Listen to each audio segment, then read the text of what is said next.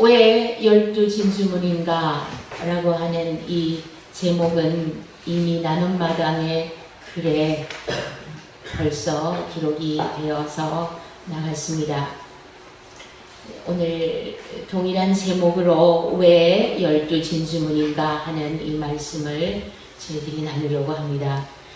부지 중에 과실치사를 했습니다. 고의가 아니었습니다. 그러나 그만 살인자가 되었습니다. 도망을 갑니다. 복수하기 위해서 원수를 갚으려고 쫓아오는 사람이 뒤따라오고 있습니다. 그러나 계속 도망을 가고 있습니다. 그러다가 어떻게 막다른 곳에 이르게 되었습니다. 도망갈 곳이 더 이상 없습니다. 이런 경우에 여러분이 쫓기고 있다라고 한번 상상을 해보십시오. 이때에 생각하지도 못하게 어떤 문이 하나 열렸습니다. 들어오십시오. 그리고는 문이 닫힙니다. 문을 닫아줍니다. 원수가 더 이상 쫓아오지 못합니다. 어디로 들어갔는지 원수는 이 사람을 놓쳐버렸습니다. 이것이 바로 하나님의 도피성입니다. 이 문을 열어주신 분은 바로 우리 주 예수 그리스도이십니다. 구약시대에 실제로 도피성을 마련해 주셨습니다. 민수기 35장을 보면 하나님이 만들어주신 피난처 여러 성읍들이 나오고 있습니다. 이 땅에서도 하나님이 맡아주시는 피난처가 있습니다. 원수가 우리를 건드리지 못하는 피난처가 있다라고 하면 하늘나라에서는 오죽하겠습니까? 하늘나라에 있는 도피성, 그 피난처, 구원성이 어디입니까? 바로 새 예루살렘 도성입니다. 예수 그리스도께서 우리 죄를 그 피로 다 씻겨버리시고 나서 우리를 그 도피성, 그 피난처, 그 영광의 나라에 숨겨주고 품어주고 영원히 같이 하시기 때문입니다. 승리하신 부활하신 임금 예수 그리스도께서 우리를 위하여 문을 열어주셨습니다. 문은 곧 예수 그리스도의 몸이십니다. 문은 동쪽에만 있지 않습니다. 서쪽에도 있고 그리고 북쪽에도 남쪽에도 동서남북으로 각각 3개씩 있습니다. 우리가 땅끝 어디에 있든지 하나님은 나를 맞아주시고 들어와 하고 영접해 주시는 문입니다. 누구에게는 가깝고 누구에게는 먼 그런 문이 아니라 공평하신 하나님께서는 동서남북으로 3개씩 누구나 들어올 수 있도록 완전 숫자 12문을 만들어 두셨습니다. 사람으로 태어나서 최고의 영광이 무엇입니까? 새 예루살렘 그 도성의 진주문을 통과하는 그 영광이 사람으로 태어난 최고의 복인 줄로 믿습니다. 하나님의 영광의 얼굴빛, 그리스도의 그 찬란한 사랑의 영광 안에 우리가 그 임재의 사랑 안에 거하는 것, 그리고 거기에서 생명나무의 열매를 먹고 또 생명 강수를 마시는 것, 그것이 우리가 들어갈 최고의 영원한 복락의 세계입니다. 다시 쫓겨날 일이 없습니다. 다시 저주가 없습니다. 다시 밤이 없습니다. 등불빛도 햇빛도 이제는 쓸데가 없습니다. 영원하신 하나님의 영광의 얼굴빛과 예수 그리스도의 얼굴빛으로 우리들을 지켜보호하여 주실 것이기 때문입니다. 그 성 안으로 들어갈 권세를 얻기 위하여 우리는 오늘 하나님의 은혜를 구하러 예수 그리스도를 믿는 믿음으로 하나님의 은혜의 보좌 앞에 나왔습니다. 마태복음 13장의 천국 비유는 우리들이 오늘 읽은 말씀에서 밭을 샀다, 진주를 샀다, 이 2가지의 비유가 똑같은 비유라고 생각하지만 엄밀한 의미에서 이 2개의 비유는 다릅니다. 44절에서는 밭을 산 사람이고 46절에서는 진주를 산 사람입니다. 여러분, 우리가 지금 은행이 있어도 장롱 속에다가 그 금고 속에다가 또는 사과 박스에다가 5만 원권 지폐가 발행이 되자마자 다 어디론가 사라지고 실제로 유통되는 5만 원권 이 화폐가 없다라고 하지 않습니까? 많이 줄어서 계속 발행을 하지 않으면 안 되는 이러한 현실은 왜 그렇습니까? 현금 다발을 가장 작게 최소화해서 감추어 두기 때문입니다. 과거에는 무슨 돈을 신탁할 수 있는 신탁기관이나 은행이 없었기 때문에 돈이나 귀중품을 맡겨둘 수 없었고, 더구나 바벨론으로 이제 포로로 끌려갈 때에는 돌아올지 못 돌아올지 그저 하나님만 바라보고 돌아올 날을 기약하면서 밭에다가 땅에다가 보물을 묻어두기도 했습니다. 그러나 보물 주인이 돌아오지 못할 때에는 그 보물이 어디에 숨겨져 있는지 아는 사람이 없게 됩니다. 그래서 어떤 사람이 밭일을 하다가 괭이에 걸리는 뭔가가 있다는 것을 알았습니다. 흙을 깊이 파다가 보니까 어떤 물체가 나타났습니다. 다행히 근처를 둘러보니까 아무도 없습니다. 이 단지, 이 보물 단지를 열어보니까 보화가 가득히 들어있는 것입니다. 얼른 뚜껑을 덮어서 숨겨두고 집으로 돌아가 그날 밤 잠을 자지 못합니다. 그 이튿날에도 잠을 자지 못하고 고민합니다. 그 보화를 자기 소유로 삼으려면 그 밭을 사는 수밖에 없기 때문입니다. 만일 그 밭이 자기의 소유가 아님에도 불구하고 몰래 밤중에 가서 그 보물단지를 캐온다라고 하면 그 사람은 결국은 법정에 서게 될 것이고 감옥에 갇히고야 말 것이기 때문입니다. 이 사람은 단지 노동자일 뿐입니다. 돈이 어디서 나옵니까? 이 밭값을 충당할 만한 일이 전혀 없습니다. 그래서 자기 집에 있는 비싼 물건부터 팔기 시작했습니다. 그래도 돈이 모자랍니다. 그래서 자기가 가장 없으면 안 되는 이불이라든지 심지어는 밥솥이라든지 혹은 은숟가락을 팔았는지도 모릅니다. 우리가 교회 비품을 지난 주일에 정리를 하다가 보니까 교회 비품을 정리하는 일이 결코 쉽지 않다는 것을 알았습니다. 좀 값이 나가는 것은 시간이 걸리고 또 소형 냉장고 3만 원에 판다 그러면 그런 것은 그냥 하룻밤을 넘기지 못한 채로 금방 일이 끝나게 되기는 하지만 그 사람이 와야 되고 와서 그것을 전달받기까지 이러한 모든 과정과 절차가 굉장히 신경이 쓰이고 어렵다는 것을 알았습니다.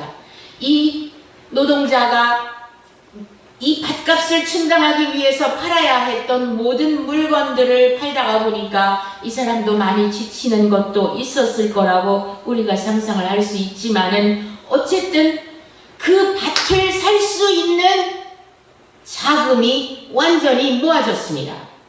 그래서 마침내 밭주인에게 가서 밭을 사겠소 라고 말했죠. 일반 땅값보다 옆에 있는 땅값보다 좀 더 주니까 이 밭주인이 이 밭을 팔았습니다. 이 남자는 이제야말로 그 밭이 자기의 소유가 되었습니다. 이 남자는 밭을 산 게 아니라 사실은 그 밭 속에 숨겨져 있는 보화를 샀던 것입니다. 아주 어렵게 자기의 전 재산을 다 정리했습니다. 이 밭이 무엇입니까? 이 밭은 바로 천국입니다. 오 목사님, 아니 너희는 내게로 오라. 돈 없이 값 없이 와서 포도주와 젖을 사라. 이렇게 말씀하셨는데 아니 왜 전 재산을 다 팔아서 밭을 사는 것이 천국이라고 하십니까? 여러분 그런 생각이 들지 않으시나요? 이사야 55장 1절 말씀 오호라. 너희 모든 목마른 자들아 물로 나오라. 돈 없는 자도 오라. 너희는 와서 사 먹되 돈 없이 값 없이 와서 포도주와 젖을 사라. 예, 돈 없이 값 없이 와서 우리는 하나님이 주시는 모든 풍성한 은혜를 얻을 수 있습니다. 포도주도 free, 공짜고요. 젖도 공짜입니다. 예수 그리스도의 피값 주고 우리를 사신 그 용서도 우리로서는 무료입니다. 하나님 아버지가 우리에게 베푸시는 풍성한 위로와 생명 값없이 우리 쪽에서는 값없이 얻습니다. 여러분, 그런데요, 보물단지의 값을 이 노동자가 지불하지는 않았습니다. 땅값, 밭값을 지불한 거죠.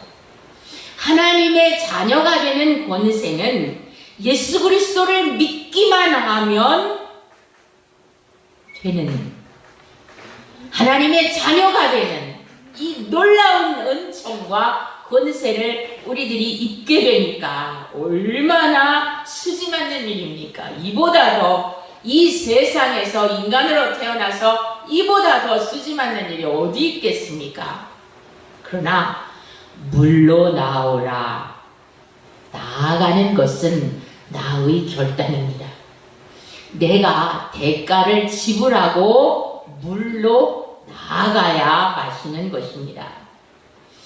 우리가 하나님 아버지께서 우리를 부르실 때마다 응답하는 믿음, 하나님 아버지께서 우리를 부르실 때마다 순종하는 그 믿음이 바로 밭을 사는 것입니다. 아브라함도 이삭을 모리아산 제단 위에 올려놓고 드렸습니다. 순양을 준비하신 것은 우리 하나님이시지, 우리가 하나님이 부르실 때에, 우리를 찾으실 때에 믿음으로 반응하고 믿음으로 순종하는 이것이 바로 밭을 사는 것입니다. 이 남자가 물건 한 개 한 개를 팔아서 밭을 산 게 아니라, 있는 물건 없는 물건 그냥 자기 친척에게까지 다 아마 빌리러 다녔는지도 모르는 일이죠. 순종은 비싼 물건 하나만 팔아가지고 이 밭을 사는 이런 일회적인 순종이 아니라 지속적인 믿음의 순종이 필요하다, 그 말입니다. 물건을 다 하나하나 다 완전히 양말 한 켤레까지 다 팔았다는 얘기예요. 그냥 말씀을 읽으시면 안 됩니다. 자기의 모든 소유를 다 팔아서 그 밭을 샀다라고 성경에는 기록이 되어 있습니다. 보물단지를 보았습니다. 그것을 살 거냐 말 거냐는 나의 결단입니다. 마태복음 13장 44절 오늘의 말씀, 천국은 마치 밭에 감추인 보화와 같으니 사람이 이를 발견한 후 숨겨두고 자기만 아는 비밀한 즐거움이에요. 숨겨두고 기뻐하며 돌아가서 자기의 소유를 다 팔아 그 밭을 사느니라. 믿음은 붙잡는 거예요. 그 비밀한 기쁨을 남한테 뺏길 수 없으니까 값주고 내가 결단하고 내 모든 것을 다 투자해서 그거를 사는 거예요. 좋은 물건, 좋은 가격에 나온 중고는 빠른 사람이 가져가는 거예요. 다른 사람보다 한 걸음이라도 빠른 사람이 그 물건을 가져가는 거예요. 빨리 결단하고 실행하는 사람이 얻는 거예요. 야곱이 왜 그 이름이 이스라엘입니까? 야곱이 괜히 성경에 나오고 있습니까? 야곱의 레슬링, 축복해달라고, 나를 축복해주지 않으면 못 가십니다 라고 밤새 씨름했던 이 야곱은 자기 소유를 다 팔아서 밭을 사는 믿음으로 밤을 새워서 씨름을 한 것입니다. 몸으로 기도했다는 말입니다. 다시 말해서 목숨을 걸고 기도했다는 것입니다. 우리의 전 소유라고 하는 것은 어떤 물질을 말하는 것이 아니라 우리의 목숨입니다. 우리의 목숨을 내어놓고 죽기 아니면 살기로 밀어붙이는 거죠. 자기와 씨름을 하고 있는 그 대상이 천사인지 사람인지 야곱은 완전하게 분간하지 못했을지는 모르지만 그분이 하나님이라고는 생각해보지 않았지만 어쨌든 야곱은 밤새도록 목숨 걸고 축복을 원했던 것이 하나님의 축복을 원했던 것입니다. 그러한 야곱을 보고 하나님이 져주셨고 하나님이 이 야곱을 이스라엘이라고 승리자라고 하는 겨루어 이겼다라고 하는 하나님의 통치 안에서 이긴 자가 되었다라고 하는 이스라엘이라는 이름으로 계명해 주셨습니다. 그래서 야곱은 환도뼈까지 위골되지 않았었습니까? 에이 뭐 나는 가난하고 또 노동자고 또 재산도 없고 일용직이고 밭을 어떻게 사? 내가 그 단지가 눈에 아른아른한다마는 보물단지가 있다 한들 내가 그것을 어떻게 사겠나 하고 가만히 자기 혼자 고민만 하다가 제자리에 있으면 밭을 못 사죠. 밭을 어떻게 삽니까? 야곱이도 마찬가지예요. 내가 뭐 쌍둥이지만 내가 나중에 태어났는데 뭐 내 운명이 그렇지. 나는 그냥 그 둘째 아들이라고 하는 이 연약한 모습 그냥 그대로 저주받은 대로 그냥 사는 거야. 이거는 믿음이 아닙니다. 그는 쌍둥이의 둘째였을지라도 하나님의 축복을 얻는 일에서 물러나고 싶지 않았습니다. 믿음은 싸우는 거예요. 믿음은 결단이에요. 믿음은 선한 싸움이에요. 그냥 가만히 고민만 하고 밤에 잠을 자지 못한 채로 그 보물단지에 그 보물 금은보화가 내 것이 될 수 있으면 얼마나 좋을까 그렇게 가만히 있다고 하면 될 게 없죠. 맞서 싸워야 되죠. 다 팔아야 되죠. 야고보서 4장 7절 말씀에서 마귀를 대적하라 그리하면 너희를 피하리라 이 말씀을 우리들이 외우고 있지만 마귀를 대적하라 바로 그 앞에는 그런즉 너희는 하나님께 복종할지어다. 그런즉 너희는 하나님께 복종할지어다 마귀를 대적하라 그리하면 너희를 피하리라. 하나님께 복종하는 사람 그 승리자 그 사람 앞에서는 마귀가 피한다라고 하는 거죠. 우리에게는 대적 정신이 필요한 거예요. 맞서 싸우는 정신. 이게 바로 다윗과 골리앗의 싸움에서처럼 나는 안 될 거야. 저 거인을 어떻게 이겨? 말도 안 돼. 이렇게 자신의 자금을 본 것이 아니라 다윗이 비록 소년이었지만은 하나님의 이름을 가지고 나아간 것과 같이 우리가 우리 앞에 있는 대적과 우리 앞에 있는 장애물에 대해서 맞서 싸우는 하나님을 경외하는 데서 오는 그 복종으로 생겨나는 솟아나는 그 믿음의 능력으로 나아가는 그 사람이 하나님께서 주시는 진정한 축복과 영광을 얻을 수 있다는 말입니다. 천국은 그냥 그 자리에 가만히 있으면 저절로 얻는 게 아닙니다. 천국은 밭을 사는 것과도 같습니다. 전 재산, 전 자기의 소유, 목숨을 다 팔아서라도 사야 하는 밭이 바로 천국입니다. 왜요? 그 안에는 모든 보화가 다 숨겨져 있기 때문입니다. 누가복음 18장에 나오는 이 과부는 예수님이 말씀하신 비유의 과부는 우리들입니다.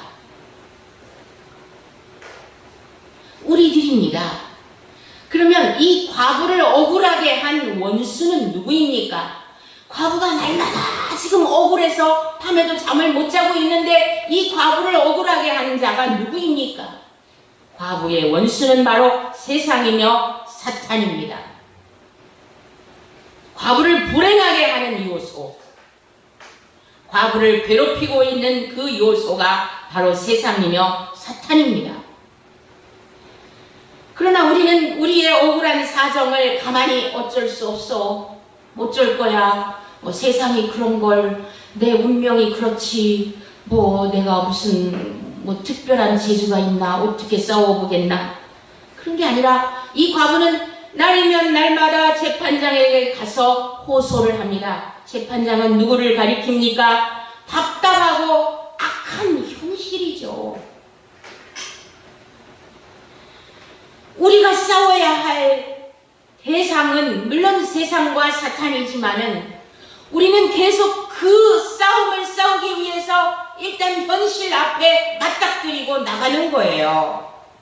그때에 온 우주를 다스리시는 진정한 통치자, 참되신 의로우신 하나님께서 우리의 억울함을 풀어주시는 거죠. 할 수 없지 나는 힘 하나도 없어. 싸워본들 내가 어떻게 이기겠어. 나는 남편도 없고 이 땅에서 개보다도 더 못한 존재인데 내가 어떻게 재판장의 마음을 움직일 수 있겠어. 그렇게 한 게 아니라 우리는 매일 싸워야 되고 매일 기도해야 되고 매일 맞서 싸워서 억울함에 맞서서 항거하는 정신이 필요하다. oppose. 맞서서 바위가 움직이지 않아도 계속 맞서 싸우는 이러한 정신이 진정한 과부의 정신이고 참된 성도의 정신이다 그 말이에요. 우리 교인 중에도 집사님 한 분이 어느 곳에 가서 땅 때문에 1인 시위를 하신 일이 있습니다. 그리고 밤에는 오셔가지고 밤에 잠을 하나도 안 자고 여기서 계속 하나님 앞에 조르던 일이 있었습니다.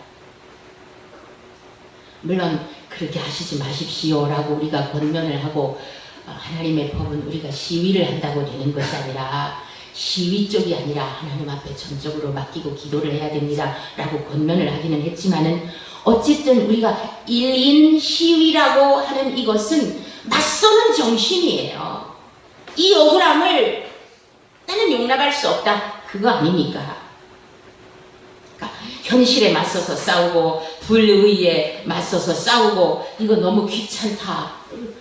전철에 여러분 있어보면 하의가 실종되어진 여자가 여러분 눈앞에 딱 서 있으면 똑같은 여자인 우리들도 굉장히 난감하지 않습니까? 난감해가지고 내 시선을 어떻게 해야 될지를 모르는 경우를 여러분은 겪어본 일이 없습니까? 오늘날의 현실에 대해서 동성애 이제는 다 퀴어 파티 하고 그러는데 그거 어쩌겠어 어쩔 거야 내 힘으로 이렇게 하시겠습니까? 우리가 하나님을 진정으로 경외한다라고 하면 이 악한 현실에 대해서 우리는 맞서는 정신이 날마다 우리들에게 있어야만 합니다. 너희는 그런즉 너희는 하나님께 복종할지어다 마귀를 대적하라 그리하면 너희를 피하리라 하신 말씀처럼 우리는 날마다 이건 아니다라고 하는 것을 나타내 보여주어야만 하는 것입니다. 그래서 과부가 재판장에게 계속 자주 가지 않았습니까? 우리 성경 말씀 그대로 한번 봅시다. 누가복음 18장 1절에서 예수께서 그들에게 항상 기도하고 낙심하지 말아야 할 것을 비유로 말씀하여 이르시되, 비유예요. 항상 기도하라는 거예요. 어쩔 거야 나 세상이 내가 상대할 대상이나 되나? 난 못하겠어. 하지 말고 낙심하지 말고 하나님 앞에 기도하라는 거예요. 참되시고 의로우신 우리 주 통치자 전능하신 공의의 하나님 앞에 우리가 기도하라는 거예요. 이절 어떤 도시에 하나님을 두려워하지 않고 사람을 무시하는 한 재판장이 있는데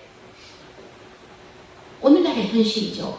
오늘날의 현실은 하나님을 두려워하는 것을 어디에서도 찾아볼 수가 없습니다. 오늘 기도자가 기도하는 것처럼 모두가 하나님도 무시하고 사람도 똑같이 무시합니다.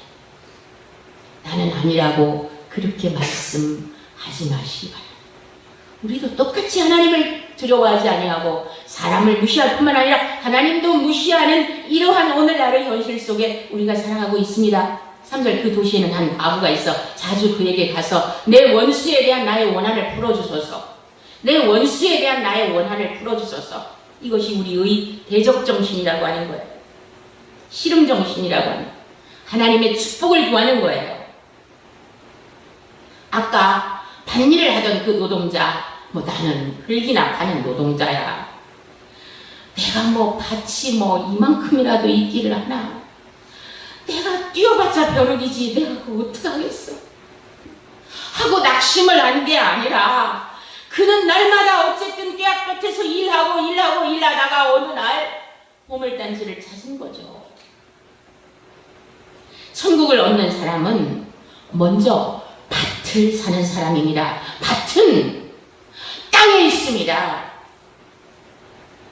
하늘을 얻으려면 땅에서 싸워 이겨야 하는 것입니다. 이것이 기도의 원리이며 영성의 원리입니다. 우리가 이 땅에서 진정으로 승리를 하려면 기도 가운데에서 하나님께 복종 가운데에서 이겨야만 하는 것입니다. 천국의 그 모든 신령한 복을 얻으려면 땅에서, 흙에서, 내 일자리에서, 내 현실 속에서 믿음의 싸움을 통해서 이겨야만 하는 것입니다. 거저 호박이 넝쿨채 굴러 들어오는 것은 아닙니다. 싸우려면 목숨을 걸고 전 소유를 다 팔듯이 그렇게 맞서 싸우는 것입니다. 이 보물단지는 말로 다 할 수 없는 은혜입니다. 자기 일평생 이런 거 구경도 못 해볼 금은 아닙니까? 금은 보화. 일평생 구경도 못할 이 금은 보화가 자기 것이라고 하는 그 소망을 향하여 달려갔던 하루 만에 다 재산을 정리한 게 아닙니다. 계속 일하면서 그는 그 소망을 붙잡았던 것입니다. 거기에 기적이 발생하는 것이지 기적이 순간에 내가 눈 깜짝할 사이에 나의 소유가 되는 것은 아니라는 말입니다. 두 번째로 천국의 비유는 밭을 산 게 아니라 진주를 샀습니다. 밭은 터전입니다.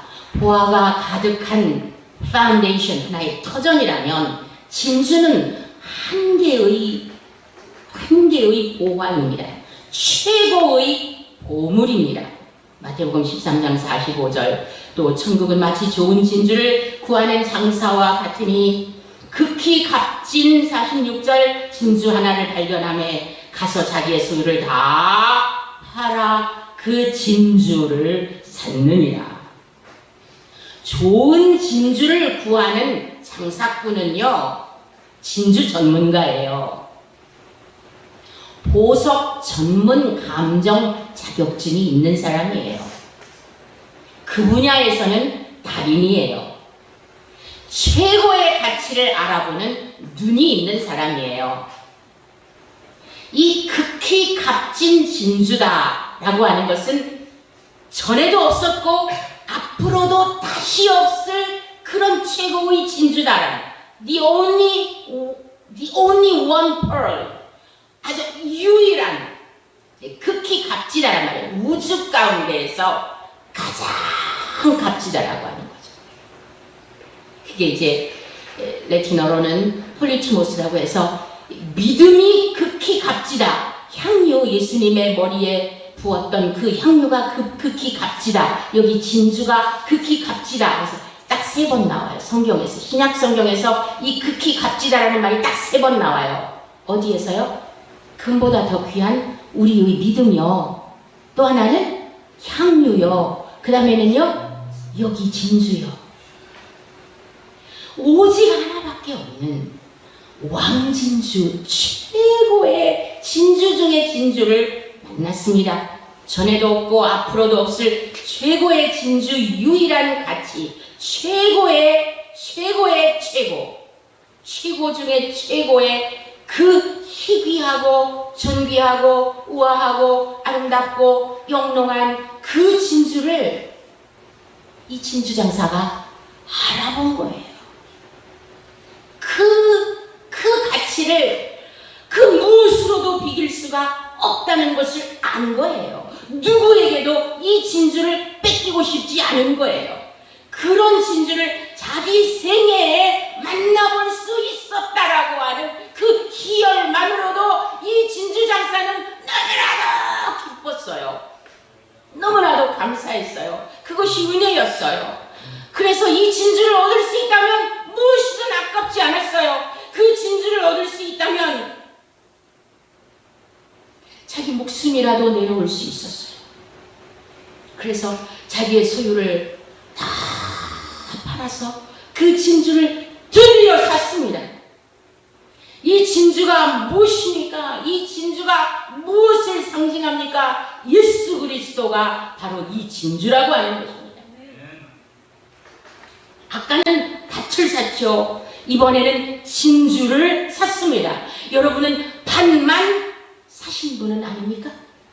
여러분은 진정으로 진주를 사셨습니까? 밭을 사는 것과 진주를 사는 것은 엄밀히 다릅니다. 천국에만 간다고 해서 우리가 예수 그리스도를 얻는 것은 아닙니다. 보석감정사가 진짜의 가치를 보는 것처럼 예수 그리스도가 누구인가를 아는 그 지식이 있어야 예수님께 덤비는 거예요. 얻으려고 그분을 얻으려고. 그래서 사도 바울은 빌립보 3장 8절에서 내가 그를 위하여 모든 것을 잃어버리고 배설물로 여김은, 배설물, 러비쉬예요. 그야말로 덩이에요. 내가 예수 그리스도를 위하여 모든 것을 잃어버리고 배설물로 여김은 그리스도 최고의 진주를 얻고 왕의 왕, 만왕의 왕, 만주의 주를 얻고 9절 그리스도 안에서 발견되려 하니. 내가 예수 그리스도를 찾은 게 아니라 진주이신 예수 그리스도가 나를 발견해 주신 거예요. 진주께서 나를 만나 주신 거예요. 그리스도를 얻기 위해서 모든 것을 다 실제로 사도 바울은 버렸습니다. 배설물로 여겼습니다. 결혼 생활을 유지할 수 없었습니다. 모든 것을 다 해로 여겼습니다. 다 내버렸습니다. 왜요? 왜죠? 내 주 예수 그리스도, 내 주 그리스도 예수를 아는 지식이 가장 고상하기 때문이라. 8절 위에 내 주라면서 내 주, 그냥 예수라고 안 했어요. 여러분은 혹시 예수님이 그냥 예수님이 아니십니까? 아쉬울 때만 부르는 이름 예수님은 혹시 아니십니까? 사도 바울은 분명 내 주, 그 다음에 그리스도, 나를 건지신 메시아, 예수, 내 주, 그리스도 예수를 아는 그 지식이 가장 고상하기 때문이라. 자기가 진주를 발견한 게 아니라 진주가 자기를 찾아주시고 진주가 자기를 만나주신 것이 너무나 감사했다는 말입니다. 왜냐하면 예수 그리스도께서 사도 바울에게 너도 내 안에서 진주가 되어라. 너도 내 안에서 이방의 빛이 되어라. 너도 내 안에서 복음 사도가 되어라. 너도 빛이다. 너도 진주다. 그런 사명을 주셨지 않습니까? 진주가 도대체 뭡니까? 진주가 뭡니까? 지금 진주를 좋아하는 사람이 얼마나 있습니까? 진주가 뭡니까? 자신의 몸 안으로 침투해 들어온 모래, 기생충, 병균, 어떤 대적, 이물질, 이거를 아파가지고 품는 거예요. 아야 하고 품는 거죠. 품고 자기의 그 진액 분비물을 쏟아가지고 계속 그 이물질, 기생충, 아까 유리조각, 무슨 병균, 모래조각, 이런 모래알 이런 거를 다 싸가지고 켜켜이 그 분비물로 진주층을 액체로 이루어서 계속 아야야 하면서 3년 이상을 키운 것이 진주 알이 된다는 말이죠. 진주 작은 알들은 그렇게 값이 나가질 않고 요즘은 또 양식 진주, 일부러 진주 핵을 그렇게 만들어서 그렇게 키우기도 합니다. 그러나 어쨌든 이 작은 조개로서는 3년 이상 이 아파한다는 것은 아주 오랜 시간입니다. 여러분이 그래서 나는 마당에 있는 이 왜 진주문인가 라고 하는 이 글을 꼭 다시 한번 읽어보아 본다면은 여러분에게 도움이 될 줄로 믿습니다. 하나님 아버지는 조개가 아니시잖아요. 하나님 아버지는 조개를 만드신 분이시잖아요. 그러니까 하나님 아버지의 마음이 조개를 만드신 그 만드신 창조 속에 나타나고 계시다라는 말이에요. 하나님 아버지는 이사야 46장 3절 이 말씀을요, 제가 글을 쓰다가 써야지 하고 기억을 해놓고 메모를 하고 쓰는 게 아니니까 쓰다가 놓쳐버렸어요. 그런데 이제 포스팅을 마쳤어요. 다 이미지까지 해서 다 올렸어요. 그리고 나서 그날 밤 잠을 자는데 2시쯤 깼어요. 깨서 성경을 딱 폈어요. 근데 딱 내가 놓쳤던 그 말씀이 이사야 46장 여기 바로 이 3절 말씀이 딱 펼쳐지는 거예요. 내가 이 말씀 쓰려고 했는데 왜 놓쳐버렸지? 그리고 맨 마지막에다가 제가 그 말씀을 집어넣었어요. 그 말씀이 뭐예요? 그 말씀이 뭐예요? 야곱의 집이요. 아까 야곱이 바로 우리예요. 야곱의 집이요. 이스라엘 집에 남은 모든 자여 내게 들을지어다. 배에서 태어남으로부터 내게 안겼고 태에서 남으로부터 내게 업힌 너희여. 우리를 배에서 태어날 때부터 안아주시고 태에서 나올 때부터 우리를 업어주셨다라고 하는 것. 누가? 우리 하나님 아버지가 조개가 진주를 만드는 그 품는 과정처럼 4절 너희가 노년에 이르기까지 내가 그리하겠고 백발이 되기까지 내가 너희를 품을 것이라. 백발이 될 때까지 우리를 품어주신다는 거예요. 우리를 안아주신다는 거예요. 우리가 더럽고 수하지만 우리들을 품고 우리를 아름다운 진주로 바꿔 놓으신다는 거예요. 내가 지었은즉 내가 업을 것이요 내가 품고 구하여 내리라. 너를 아무도 못 뺏어간다. 내가 너를 구하겠다. 내가 너를 품어주겠다. 내가 너를 업어주겠다. 왜냐하면 내가 너를 지었기 때문이다. 놀라운 말씀입니까? 우리가 넘어지고 또 딴 길 가고 속썩이고 하나님 마음을 아프시게 하지만 하나님은 우리를 품어주셨고 업어주셨고 아들 예수 그리스도의 십자가의 보혈로 우리의 모든 죄악과 허물과 그 더러운 것들을 다 용납하시고 용서해 오셨습니다.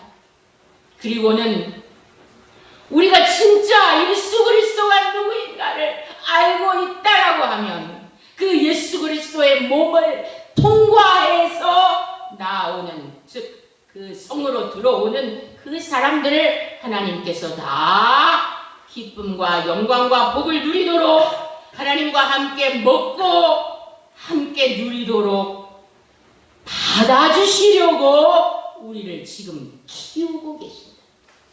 아까 진주 알맹이 키우듯이 우리를 지금 키우고 계시는 거예요. 내가 아픈 게 아니에요. 하나님 아버지가 아프신 거예요. 날 키우시느라고. 내가 더럽기 때문에, 내가 악하기 때문에, 내가 못났기 때문에, 내가 너무나도 하나님 앞에 배역하기 때문에, 찌르기 때문에.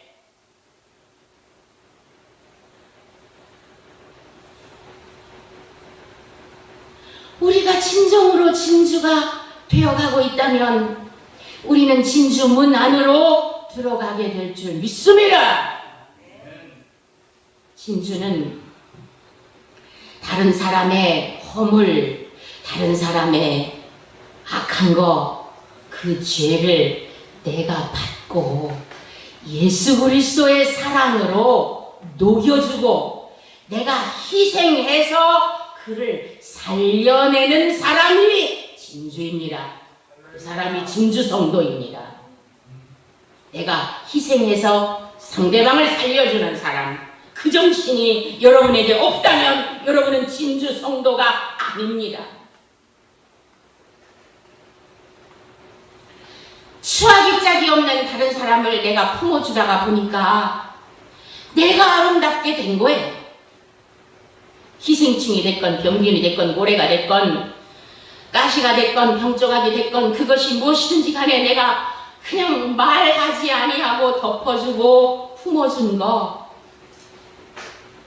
그 사람들이 예수 그리스도 문, 길과 진리요 생명이신 천국의 문이 되신, 양의 문이 되신 예수 그리스도를 통하여, 문들을 통하여 성에 들어가는 권세를 입게 되는 줄로 믿습니다. 우리가 인간으로 태어나서 최고의 복이 무엇이냐? 그것은 바로 예수 그리스도가 누구인가를 알고 예수 그리스도를 얻은 그 복. 그래서 새 예루살렘 성의 진주문 안으로 들어가는 그 복이 최고의 복인 줄로 믿습니다. 밭을 사고 예수 그리스도를 사려면 그냥 가만히 있어서 그 축복이 오는 것이 아니라 대가를 지불해야 한다는 말입니다. 물로 나오라, 오라 와서 포도주와 젖을 사라. 대가 지불, 우리의 전체의 소유와 우리의 목숨을 내놓을 수 있는 결단이 우리에게 진정으로 성령의 불로 타오르고 있느냐라고 하는 것이죠. 사랑에 푹 빠진 것처럼 죽음보다 더 강한 사랑으로 진주를 우리가 구할 때에, 예수 그리스도를 우리가 구할 때에 우리가 어느새 진주로 변해 있더라, 그 말입니다. 진주가요 클수록 값이 엄청납니다. 큰 진주를 찾기는 쉽지 않습니다. 조개라는 거는 사이즈가 있기 때문에 진주가 아픈 게 많을수록 사이즈가 크겠죠. 품는 게 많을수록 커다란 진주를 생성하겠죠. 진주의 작은 알과 큰 알은 가격이 엄청난 차이가 나거든요.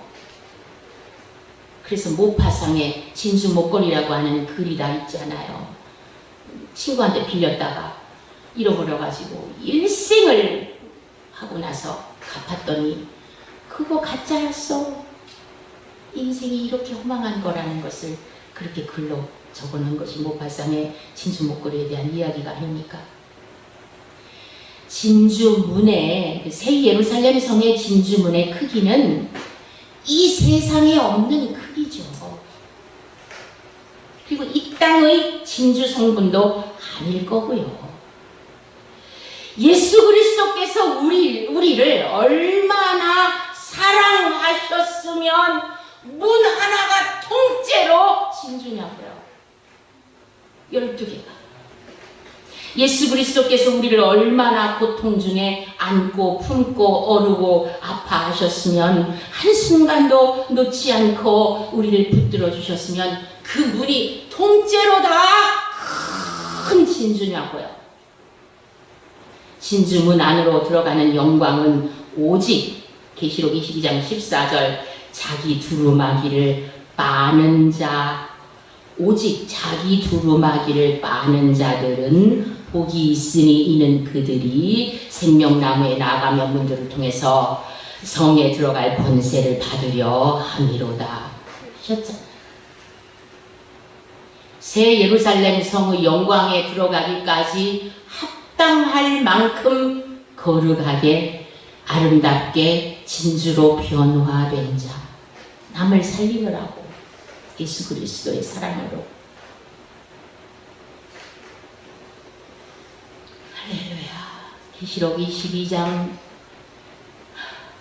17절 말씀, 성령과 신부가 말씀하시기를 오라 오라 오라 하시는도다. 듣는 자도 오라 할 것이요 놓치지 말아라. 이 영광을 놓치면 너무나도 억울하지 않겠니? 목마른 자도 올 것이요 또 원하는 자는 값없이 생명수를 받으라 하시더라. 누가 하나님의 사랑을 다 알겠습니까? 하나님의 용서와 하나님의 그 지극한 긍휼로 우리를 품으시다 독생자 예수 그리스도를 보내셔서 십자가에 그 아들을 버리시기까지 우리를 품으신 그 사랑으로 우리는 그 성에 들어갈 권세를 얻기 위하여 오늘 이 자리에 있는 것입니다. 왜 12진주문인가? 진주문하고 나하고는 상관없어. 그건 너무 먼 얘기예요가 아니라 오늘 이 천국 비유의 말씀 마태복음 13장 44절 46절 두 종류의 천국, 마지막 날에는 물고기를 다 모아가지고 좋은 것은 그릇에 담고 못된 것은 다 내버리느니라. 그 못된 것은 풀무불에 아기를 던진다고 그 말씀으로 마치면서 천국의 제자된 서기관마다 다 옛것과 새것을 내어오는 그런 자와 같으니라 이렇게 말씀으로 맺고 있지 않습니까? 우리가 옛 은혜도 중요하고 옛 진리도 중요하지만 항상 새로운 통찰로 새로운 성령의 영감으로 우리의 믿음을 새롭게 할 필요가 있고, 오늘 이 12진주문에 대한 이 영감 속에서 그 보화로운, 그 영화로운, 그 어떤 것도 견줄 수 없는 그 영광의 세계를 향하여 우리가 꿈을 꾸고 달려가는 믿음의 모든 선한 싸움의 승리자들이 되어야 할 줄로 믿습니다. 아멘. 기도합니다. 아버지 사랑합니다.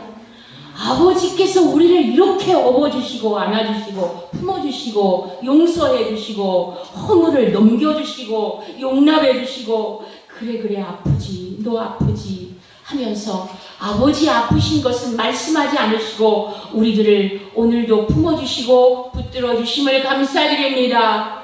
우리 하나님 아버지 예수 그리스도를 얻기를 원합니다. 예수 그리스도를 얻기 위해서 우리의 목숨을 다하려 죽음보다 더 강한 사랑으로 예수 그리스도께 올인하기를 원합니다. 사랑의 영을 부어주시고 말씀의 지혜와 명철을 부어주시고 아버지 새로운 성령의 영감을 부어주시고 아버지 마귀를 대적할 수 있는 대적 정신을 부어주시고 낙심하지 말고 기도할 수 있는 힘을 부어주시옵고 마침내는 주님 앞에 나아가 주님의 영광을 배웁게 하여 주시옵소서. 탈락하지 않게 하여 주시옵소서. 우리 주 예수 그리스도의 이름으로 감사드리며 기도하옵나이다. 아멘.